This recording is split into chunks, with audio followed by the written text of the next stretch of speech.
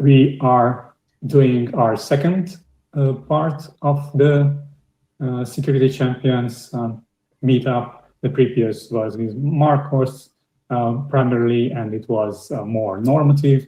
Today we have our part with Julia, and Julia will deliver super interesting details of her being a fresh security champion. The link to the previous part will be somewhere in this YouTube video, so you can check back to it.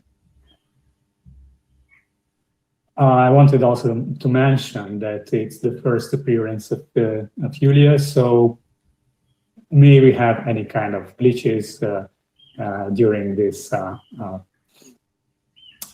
talk, please approach it with good faith. Thank you very much.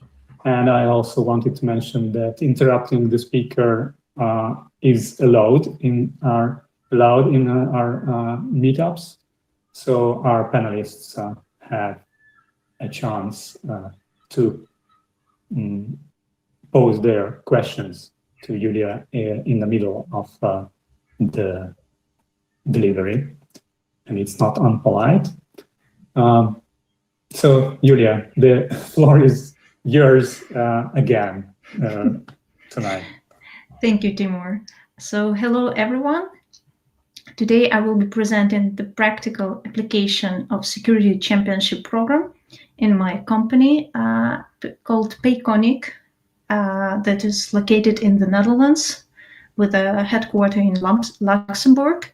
This is the fintech company, so we're dealing with payments, and payments are around money, and money is, very hot topic. I'm a mobile chapter lead and senior iOS developer at Payconic, and a security champion there for the last year and a half. Let's move on. So what we will have today? Today we will first check the status of security that I was observing during my career of a developer for the last 20 years.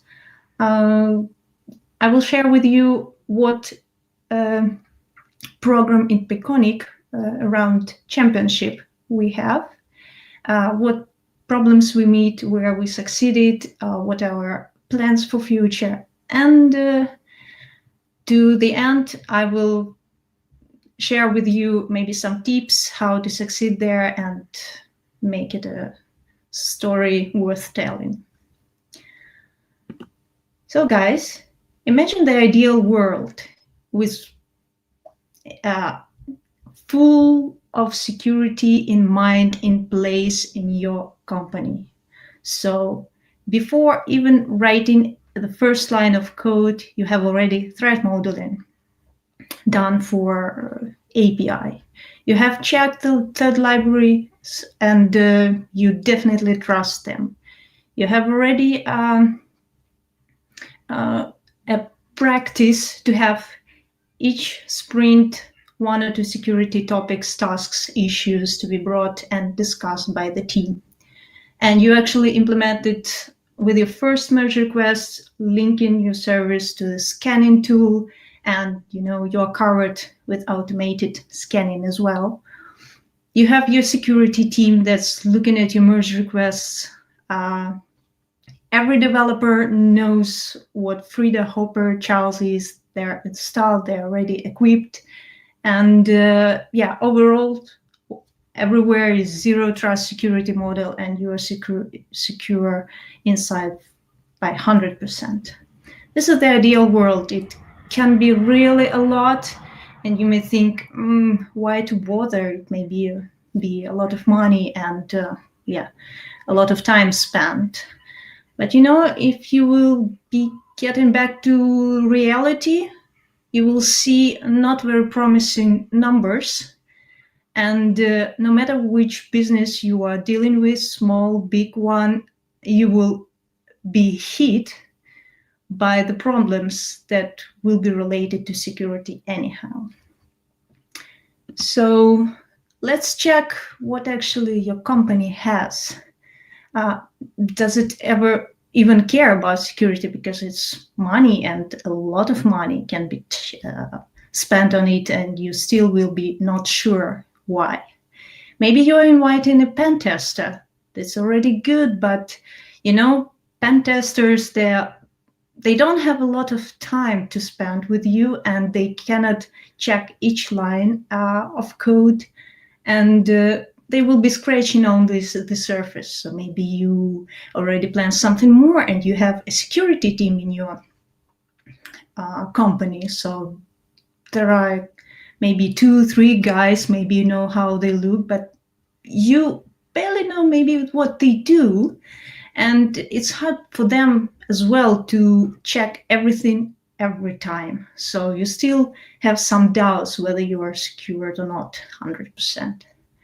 Well, maybe your security team starts sharing some information with the developers. That's already a progress, because now you get closer relationships with this interesting team that's doing really some magic behind. And this is already something that brings us closer to an ideal world when we are protected and our business doesn't suffer. And if you have a guy in your team that's asking here and there, is it secure? Well, my congratulations, you have already volunteers to do security, to jump into it, to be curious. And this is your first champion. Just grab him and raise him salary and educate him, and it will bring some positive income in future.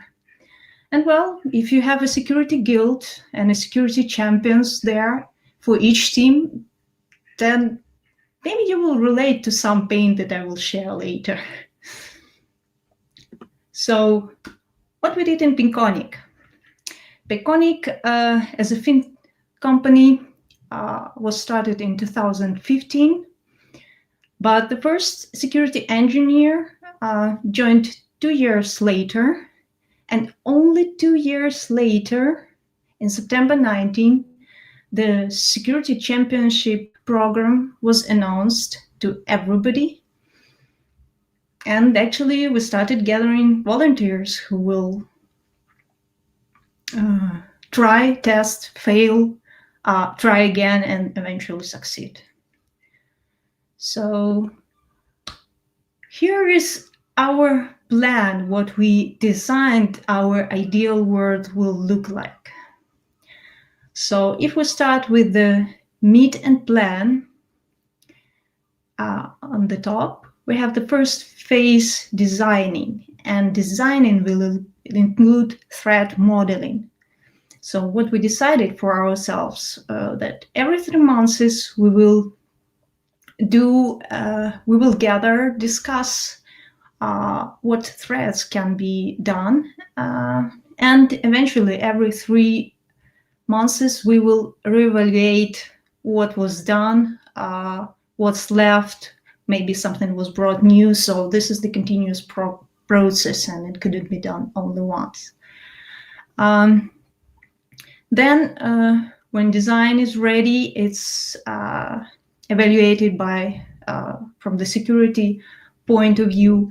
And then during coding, we have on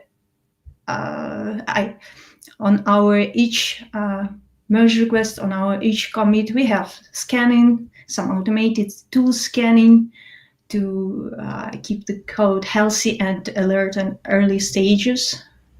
And finally, we have code review at the end and testing from the security point of view. So actually, security engineer will be invited to review the merge request, and then it will be committed and tested.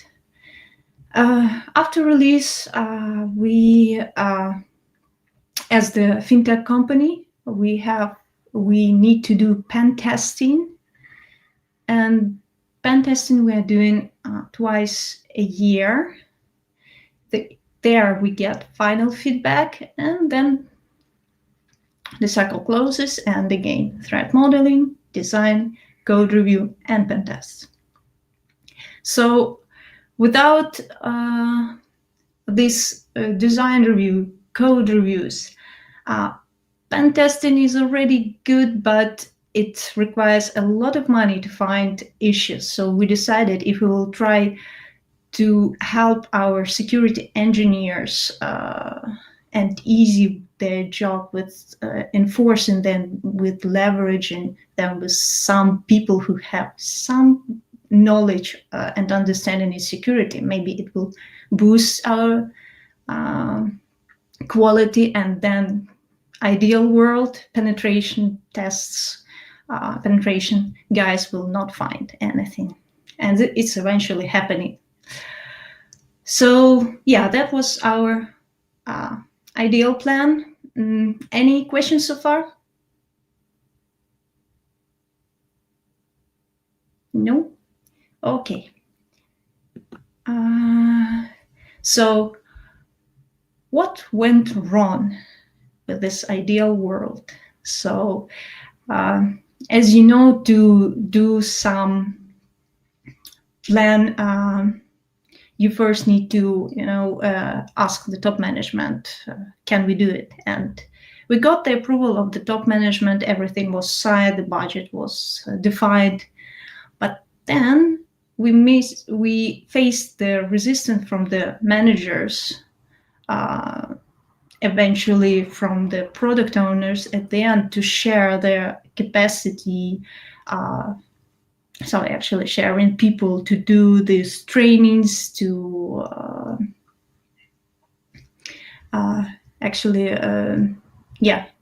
to start implementing the security that was designed.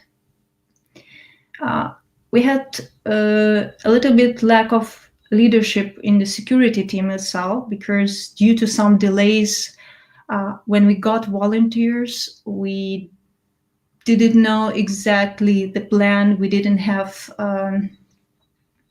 already in place program like from day 1 to day 2, day 3. So it took time to figure out what we are missing, what trainings we need to get.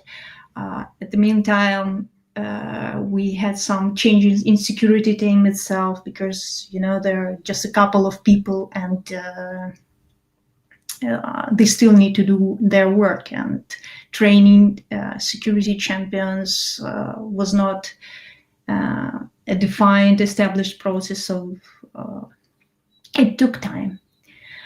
As well, the champions themselves, the picking the champions was really unbalanced. Our coverage in percent for mobile and backend platforms was slightly different, because we have one mobile team and 7 backend teams, and eventually we ended up having 4 mobile security champions and only 2 backend developer champions and just 1 QA. So here some more clarity would definitely help a bit. And when we started our when we took our role as a champions, we realized that we're missing really a lot of knowledge there, and to start giving, you have to spend really a lot of time for preparation. So we realized this is the full-time job, and even if we were promised to have 30% available, eventually it ended up having 5%.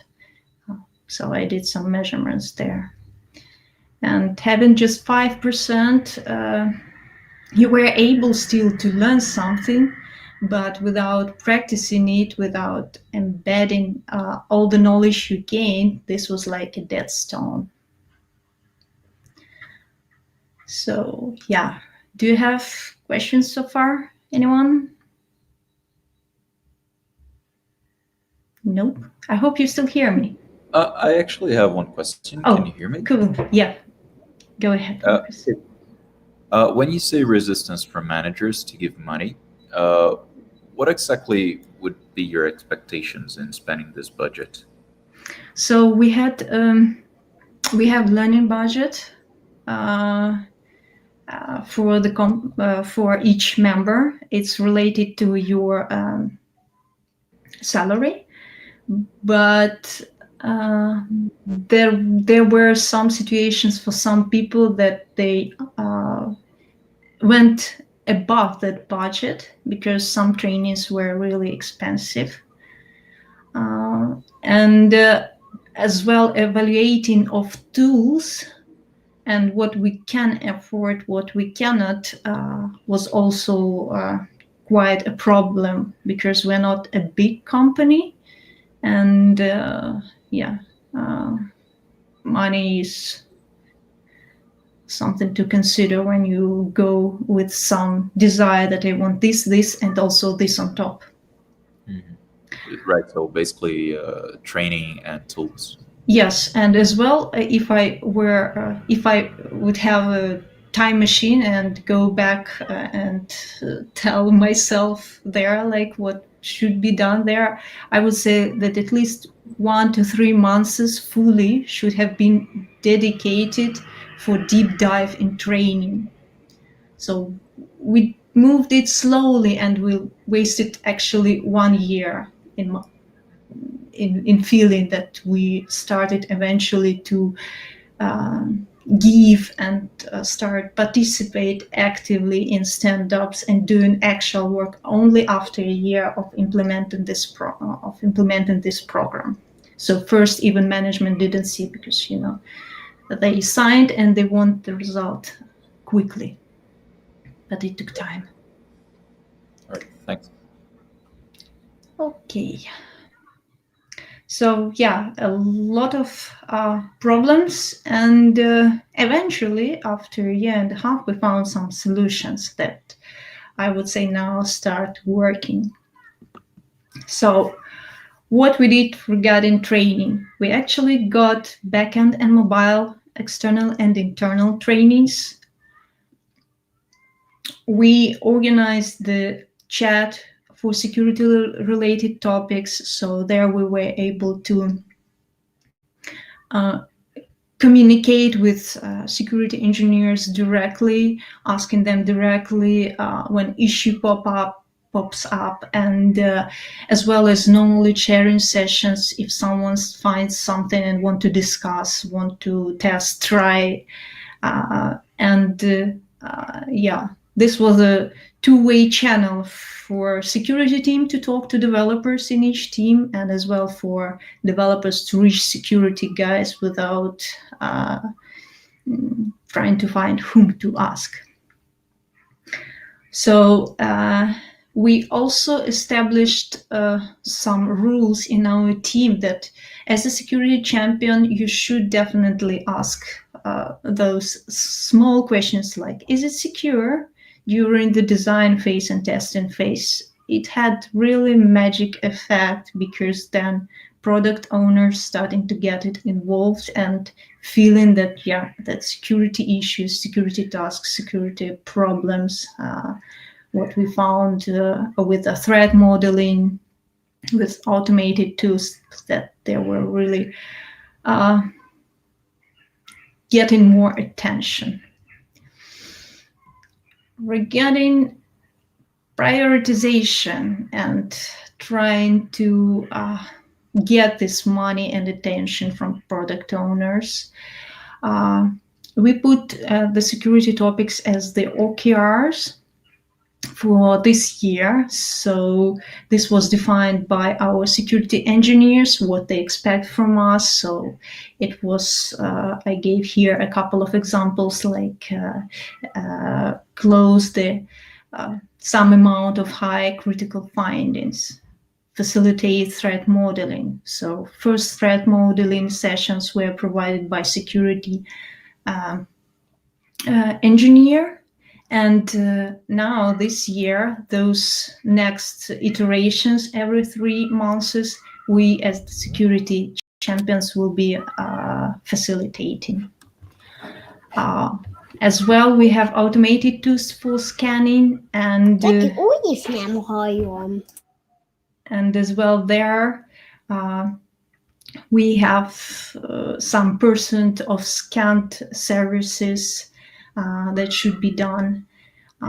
What other trainings we will be visiting, and as well start sharing our knowledge with the other developers, because the idea is that it won't be only security engineer and security champion as the one who will be able to deal with security, but as well all the developers eventually will be able to do it. So it will be like a virus spreading of knowledge and making the system solid from security topic. So yeah, as you know, talking to a crowd will not be sufficient if you will not find a single person in the team that will be responsible for doing things. So we are trying now to balance and find the missing people for each team. So now they're more balanced, and eventually all the security issues are assigned to each team, and they're aware that they will have to do it, and they will get the full support. And actually the security champion will be that bridge if something is missing, to talk to the security engineer. And as well to not overwhelm the system with, hey, now we have 100 security issues, we need to fix them all. We created the system for measuring how critical each service is and how critical it is to fix this or that service, because some stuff like direct payments are more critical for our operations, and some other stuff can be less critical. Any questions so far? Nope. Okay, moving forward. As you saw that plan with the circle and life cycle, yes, we follow it, and it's now getting more and more strong. So we have stand-ups once per week, where we each share what was done in his team and by him, and what plan he has for the next week. So actually like stand-ups, but once per week. Then threat modeling for development team every 3 months, as I said. So we already did the first circle with everybody. Next will be in summer. Merge requests are reviewed by security engineer now, and in future plan will be to add champions there. So we have a Kanban board where we can request some attention to some merge requests, and yeah, it's working. I saw it.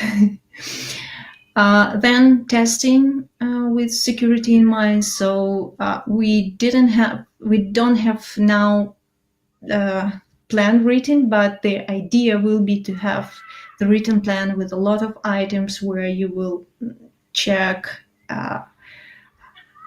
each case to what can go wrong here, and is it still working accordingly to expectations. And we are obliged, and we have pen testers every half a year. Any questions? Yes, I'm interested in how often do you do the merge request review stuff, or what is the frequency of this? So here we don't do it on every piece, but we have, as I said previously, some critical services, and there we have a champion who is responsible to request these merge requests more often. For sorry, bless you. No, nothing. So in other teams, as we are following Spotify model teams, we have different, more critical or less critical. So there we are, common sense of feeling, can it go wrong? Or if you are evaluating whether you use some framework, some requests for reviewing it as well, what could go wrong there. And we have already, as we have threat modeling, we have tickets there assigned. So this is the tracking system to evaluate as well. Did we really nailed the problem and it's now gone? And one more thing, when we are fixing high critical and high findings that come from our tools, scanning tools, we also ask security champion to check and evaluate the solution. Or if we think this is the false positive, we are also communicating, is it a false positive and can we accept it? So there we have two people to look at the issue. Thanks. Any other questions? Okay, moving forward, tools. So what we did so far, a year ago, we evaluated a couple of threat modeling tools and scanning tools. We decided that for threat modeling, we will use a whiteboard. Why not? We have already the guidance from OWASP and some knowledge already gained just through training. So we kind of like not master plus, but we can do something. So we defined for scanning Veracode tool and Defect Dojo for collecting those issues and for us to evaluate them, filter false positive, quite a lot happening. So, but sometimes from time to time we have findings. So we evaluate services itself and companies, what we are using with those tools. Also, we have tools for mobile products, for obfuscation, for protection, the bundles there, and we as well do testing of that these tools are definitely work. Yep. Any questions? Okay, moving forward. So on the next slide, I will present you a couple of numbers from a menu, what you can use, and they might scare you a bit, but later I will say how to succeed without putting a lot of money there. So pen testing is kind of really big range. So it can be, it really depends on how much time is spent by a pen tester. I cannot tell for everyone because, different companies have different numbers. So this is what I see in the Netherlands market for the company we are using. As well, if you want to have a security engineer, it can be an engineer in place, or it can be contractor. As you see, contractors are more expensive, so definitely security engineer is worth having. Although it will be very difficult for them to stand behind every developer and check every line of code. So my point of the whole presentation is that if you train people to follow even the basics of security, you're already helping the security engineer and the whole company and the whole protection of the business. And you won't be like on the previous slides, the company might not vanish in 6 months after attack. That's happening and happening a lot. So if you want to use some tools, we tried a couple. There are both expensive ones, there are open source ones, so definitely you can find something there for yourself, for your budget. Protection tools for mobile, for DOS attack protection. Also, we are participating in the Big Bounty program, HackerOne, but there are as well and other alternatives, much cheaper, or eventually these are as well engineers, ethical hackers that will help evaluate your product. Training.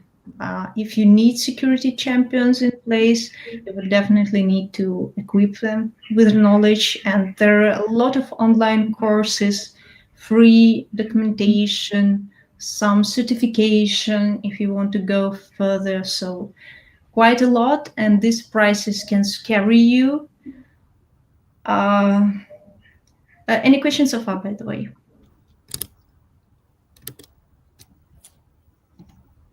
No. Julia, probably it was a problem with my internet, but just when you said that the whole point of your presentation is, and then I had this interruption in my internet, probably I just wanted to ask if it was my personal problem or others experienced this interruption too. No one had a problem. Just ask if the main point was missing, but not. So, okay, sorry for interrupting you. Yeah, no problem. Okay, this is a lot, but in order to succeed, you will need really a little. So you can do really minimum. So use really just, a couple of euros or whatever, even cheaper, but you will reach the maximum effect up to 80% by doing the following, by training. Of course, there are trainings that are paid, but you definitely have a lot of documentation that is shared through internet. There are a lot of open source tools as well that can help you check your code. And if you put standards in place in your company, just simple threat modeling on the whiteboard. You need a whiteboard, but you can do it in a piece of paper. It's really, really cheap. And if you will define these procedures, you will eventually get a huge benefit already without buying tools, even without participating. You will be already covering all those 80%. And in my experience, when we were using automated tests, it's really a lot false positive things that you have looked through and really dig deep into, and hope that this tool will find something really vulnerable. Because it's written by human, and it's not a human itself that can invent really tricky attacks. So these are the last 20%. But yeah, with these 4 things, you can already do the security champion program and succeed there and have a lot of benefit. Any questions? Yeah, one question.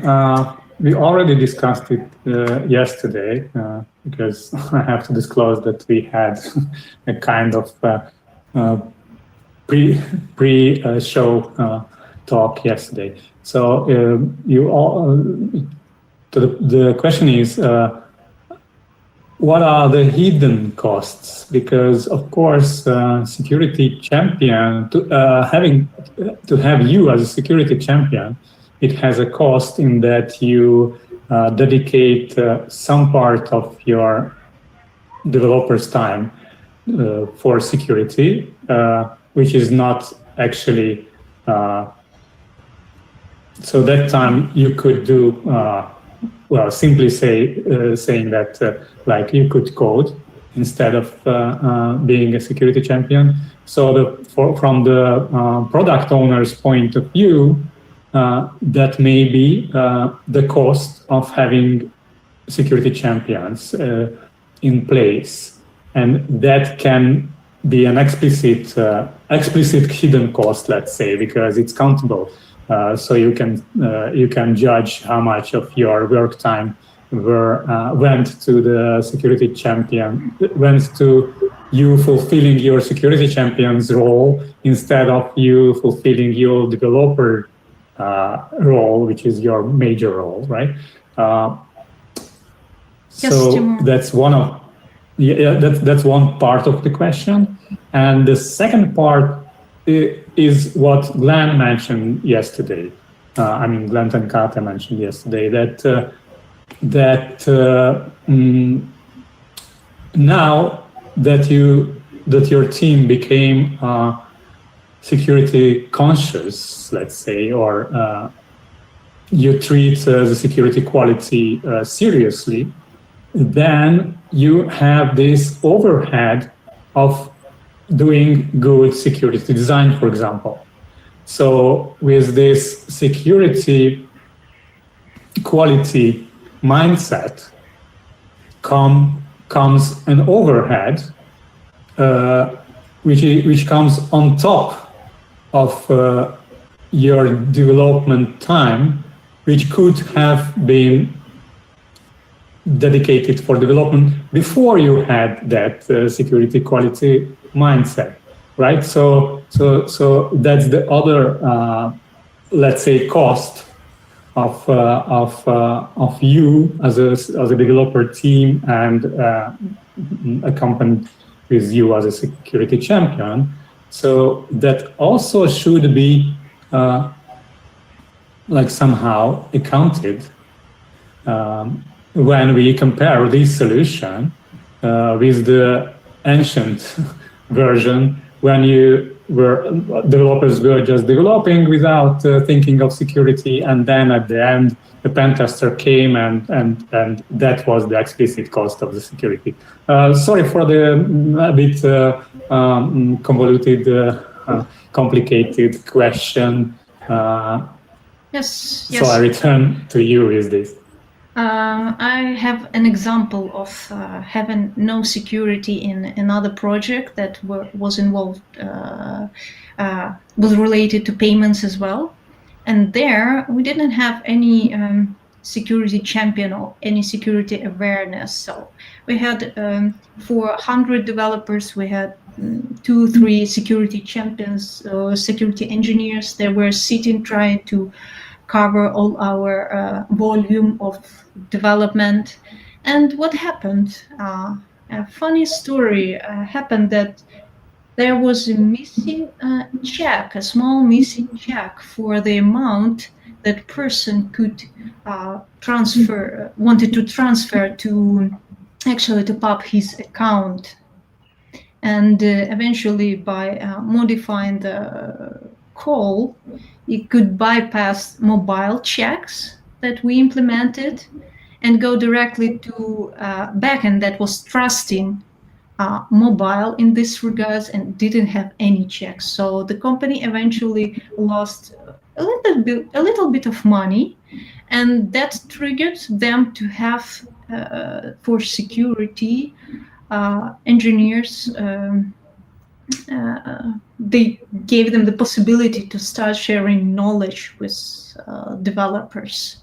So that was the outcome of not having security awareness at all and doing and trusting each and everyone, not having the zero trust policy and losing a lot of money. So I would say you will always have to spend something to keep yourself healthy and your product shining. But with either you are spending it after the attack and you risk the reputation, you risk the trust of customers, and you actually risk the whole money you already put in your development and marketing and everything. Compared with that, you spend a little bit of time here and there educating people, making them grow. And I would say that if this will be the practice in a lot of companies, then eventually, maybe in 10 years, all developers will be security engineers at some point, maybe junior, but they will be. So this will be a transformation how the good developer, what good developer should know. So this is the benefit that I see. So maybe it's thank you. better to take water with you and not to drink instead of go for a walk and eventually find yourself thirsty. Thank you. Any other questions?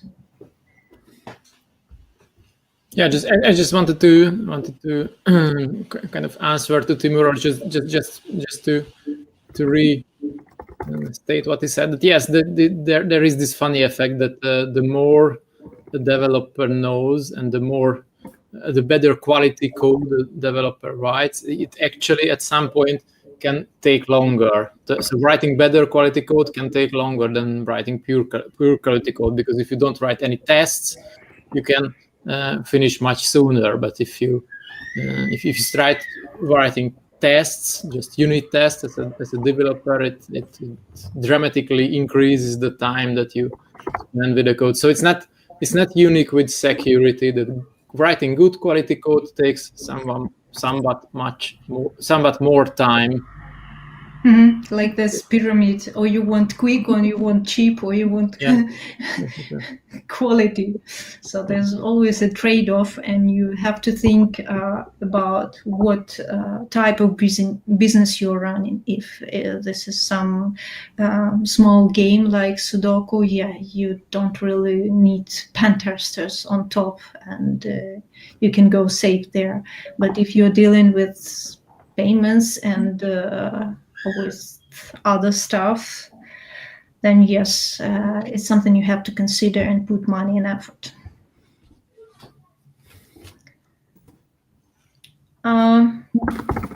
That's actually it of my presentation. And I would like to thank you, everyone. I have a joke as a cherry on top to share my biggest surprise of when I started as a champion. I figure out that hackers and pen testers and you all guys, I always thought that these are developers that matured in their development sphere, and then they dig deep how the whole system works, and eventually they ended up looking at security. But what I learned that it's a rare occasion when a developer is becoming a security guy, either ethical or not ethical hacker, but this is the choice we always have. So this is the biggest surprise for me. And yeah, eventually, maybe in 10 years, having this security champions program, there will be some slight difference from what I figured out a year ago. Yes, thank you very much. Any questions? Anything? Shoot.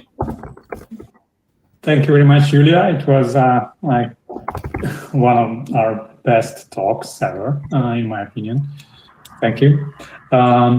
So what I wanted to ask previously, I just didn't want to make it in the middle of your presentation, and it connects to that what you said actually now, that that what happens when it's not the ethical hackers but developers are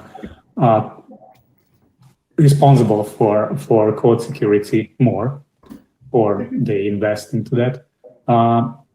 What's your feel about others in your team? So how others experience this this phenomena that Peter also mentioned, that as we mature or as we progress with the development practices, once we added on top of coding a lot of testing, now we add a lot of security testing and design on top of the previous activities that we did in the role of developers. How people feel about that, or is there any impression on your side regarding what kind of developers react enthusiastically to this, to the opportunity or obligation of handling security related issues? And maybe there are other kinds of developers who hate that their profession starts to be even more complicated, and it's not only about how they like coding, because maybe many developers, they don't like write tests, because writing tests for many of developers, it seems to be like a secondary obligatory way spending of their time. So that kind of feel from the developers who are not security champions, meaning that they are not that much enthusiastic about security like you, but more normal or non-security champion developers experiences, maybe feedback to you, so that kind of stuff. Yeah. Actually, a lot of feedback. So I saw a couple of developers, especially on mobile side, that say like, hey, Apple secured us. We have everything in a sandbox. Why should we care? So so unless you start digging deep, that it's not only about mobile, it's about the whole project that you have that includes mobile backend, and you may disclose some information unexpectedly on the mobile, disclose how API works and make it, help people to actually get through and into your project deep, and steal information, influence the feelings of the end users and trust. So I met some people that don't think security is something to care about because the platform cares about them. I met other people, those who were saying that security is not an easy thing, so it's a full-time job, and we have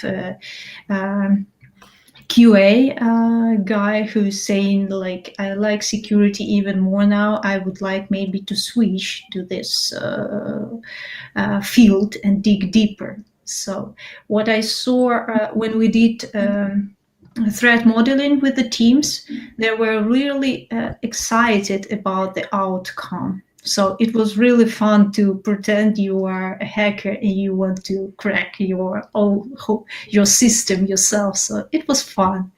And as for myself, through security, I spread knowledge in another platforms because I'm not a backend developer. But yeah, now I'm looking, maybe I need to switch, and I like it. So yeah, that's the feeling different people have. So some left the championship program because they figure out it's not for them. Maybe they had another expectations, and maybe at that time we were missing leadership, strong leadership. But we found another nice people who started driving it, started babysitting us at some point, showing us how it should be done, and we grew, and we are growing still. And now what I see even from top management, they really see the value now. They understand that, yeah, it does change the picture. It does show a lot, and this program is becoming a success in our company. So they put in expectations, and OKR, having OKRs in security is that visual result of value that company puts in that program. Yeah. Okay, thanks. And I don't know if I got you. Did you say that now you are probably interested in backend development? Yes. Sorry, but yes. Does it relate somehow to your experiences with the security, or it's just independent stream of your interest? It's dependent, because when I started implemented Veracode for backend services, I did a couple of merge requests. I put my nose in the code a bit, so I realized there's a big world there that I don't know a lot about. So yeah, it's kind of like, you have different ways to come to some field. You have different ways to enter the house, or through the door, or through the window. So maybe for me it is a chimney. Okay, very interesting. Thanks. Thank you too. Any questions?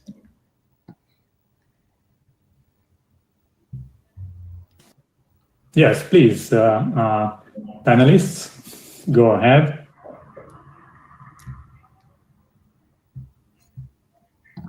Marcos, any questions on your side?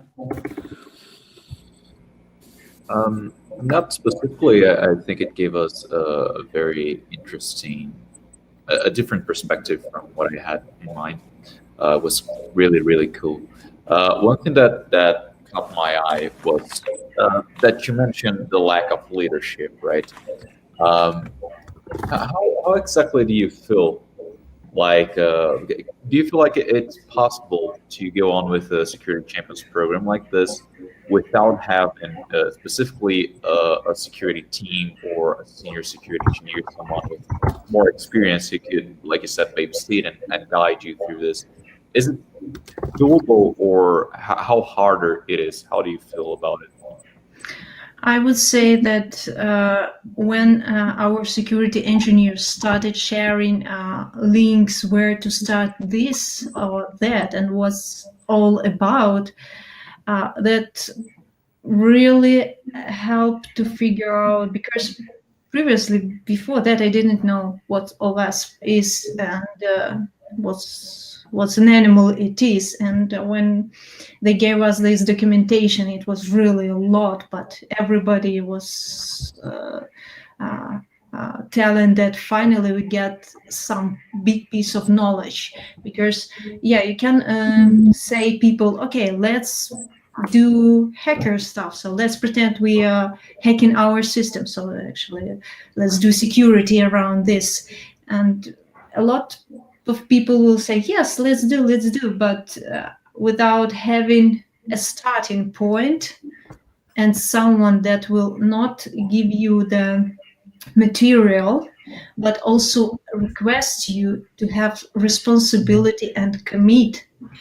So that strong leadership is definitely needed. Maybe it can be not the security engineer himself, but someone volunteering to lead the security guild. Security engineer will easify this thing and prepare the first, I remember your talk, the first 5 people, this first masters that will, share with the next first, and this pyramid will be growing, and eventually everybody is sharing knowledge. But there should be someone who leads, guides, and requests it. Because otherwise it's a fact of crowd. No one does nothing. Yeah, I totally agree. That is what I had in mind, but it's interesting to see that we're aligned on this. All right, thank you. Thank you too. Anyone else? Critics, what surprised you? What you don't agree with?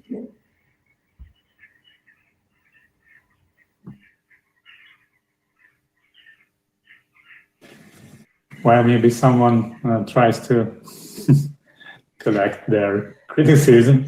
I would say that your speech was so so interesting and brought, or you discussed so many aspects in depth, in interesting depths, so that we don't have probably questions that can be what's happening now. Maybe Davide on Clubhouse? Anything on your side? Maybe you have some additional propositions, what you do in ING?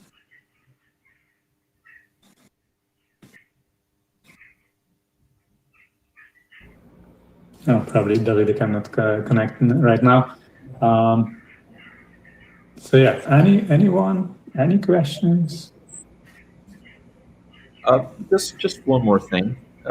In terms of metrics, especially in the beginning, since you've seen it grow right from the start, what are some KPIs, some indicators that you could use or are using there to sustain the progress of the program? Yeah, so as you see this nice diagram, we put our expectations from a chapter lead to commit to each of these points, like doing threat modeling, also handling the stand-ups, also code reviewing, looking at the issues. We defined some rough key results for that, what the expectations will be for a year. But the idea is that we will evaluate those expectations gradually during the year.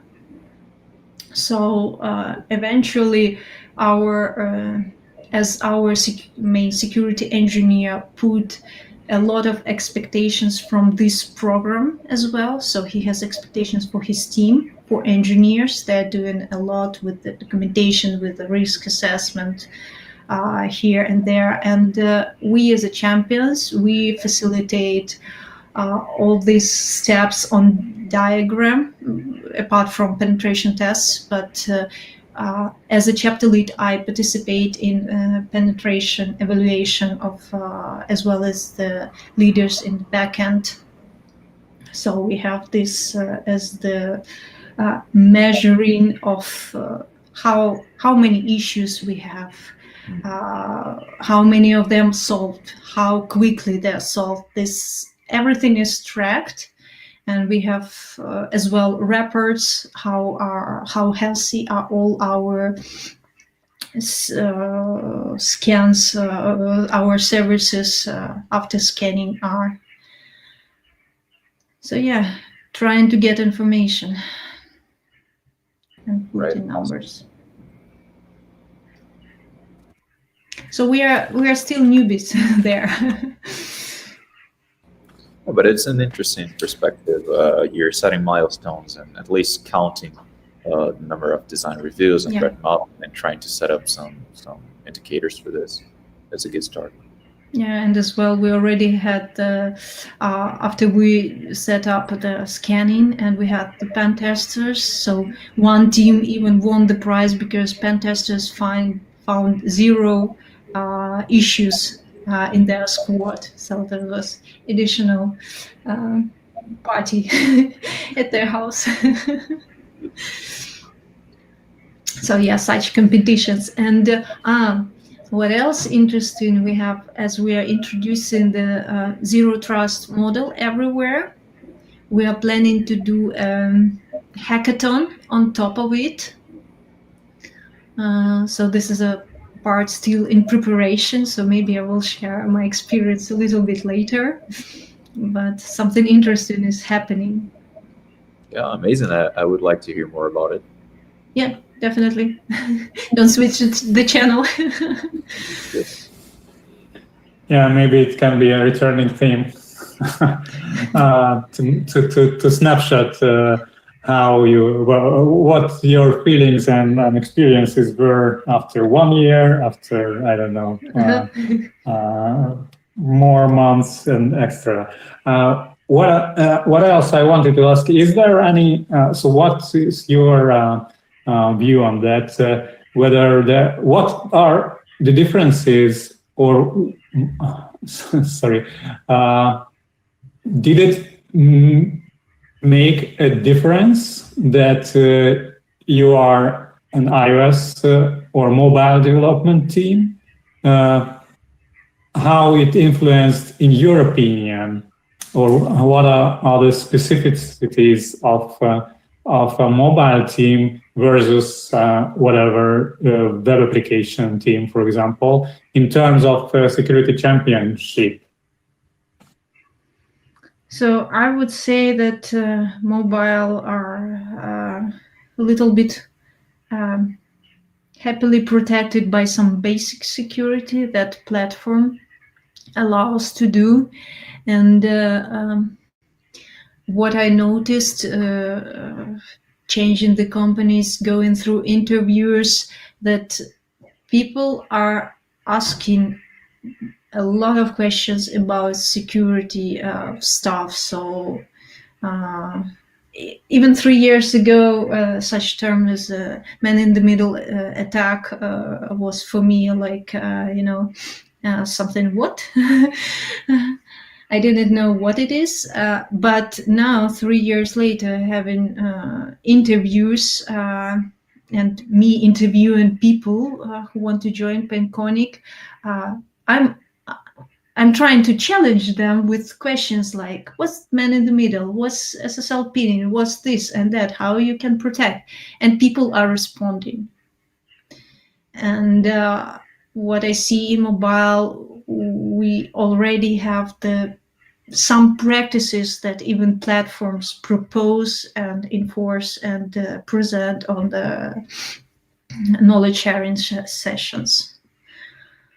I unfortunately don't know how it's going on the backend side. This is some trip for me to take.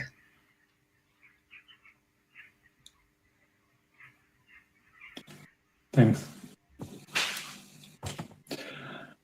Any more questions? I'm checking. So I've tried to encourage our YouTube audience as well. No questions. Anything in the panel? More?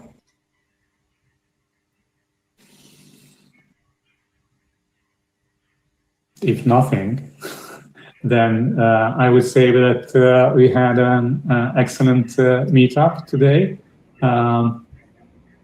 If you wanted to hear a long discussion after presentation, folks, you have a chance to revisit our previous episode with Marcos. There we were talking a lot of non-focused, or maybe other kind of, non-focused at the end of the after the presentation. Marcos' presentation was also excellent and interesting, so I encourage you to revisit that. And again, the link will be in the YouTube recording for you to switch to that. But I think that again, I say it like I don't know how many times that Julia. It was a very interesting dive into the reality. I personally like very much all the stories and account of the reality instead of hearing like there is a lot of blah blah around this security things, especially when it comes to like product or services providers. And in this case, we could finally, in both episodes of our